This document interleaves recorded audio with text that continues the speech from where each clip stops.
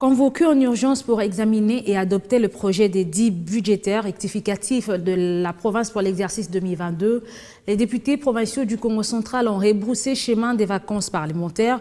C'était au terme d'une session extraordinaire à l'issue de laquelle ils ont également adopté le projet des dits fixant les règles de perception des impôts, des taxes, des droits et redevances de la province du Congo central. Détail dans cet élément de Dadi Simbadiou.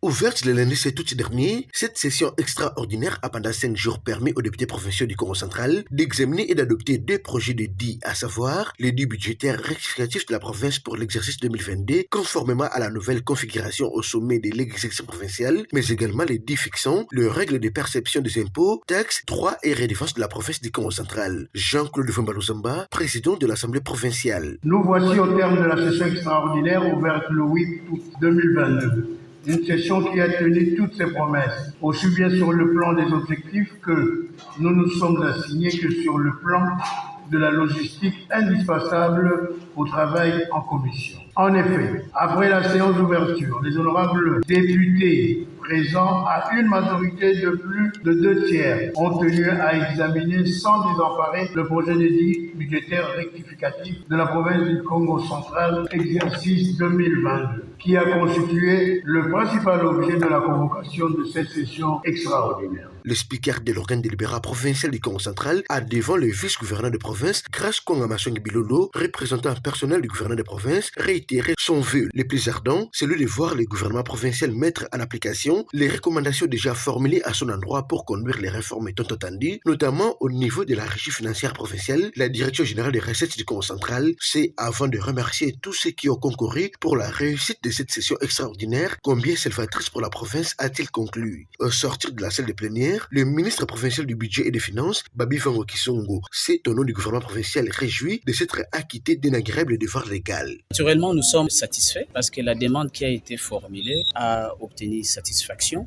Quant aux recommandations, nous les prenons en compte et nous les impacterons sur le budget actuel qu'on vient de rectifier. Nous prendrons encore d'autres préoccupations qui ne seront pas vraiment trouvées solution au cours de cet exercice. Nous allons poser leur exécution au cours de l'exercice à venir, dont l'élaboration du budget est déjà en cours au niveau technique. À la question de savoir ce que le peuple peut attendre du nouveau budget rectificatif, il peut attendre de nous quelques efforts supplémentaires de manière à ce que le financement des programmes qui peuvent avoir une incidence positive sur leur quotidien, sur leur manière de vivre, soit exécuté. Il s'est de rappeler qu'au cours de cette session extraordinaire dont le Lapion se sont éteints le week-end dernier, la commission économique et financière de l'Assemblée provinciale avait exigé du gouvernement provincial de finaliser le paiement des indemnités de sortie des membres des cabinets sortants, mais aussi de séparer les ministères provinciaux du budget de celui des finances afin d'éviter tout conflit d'intérêts.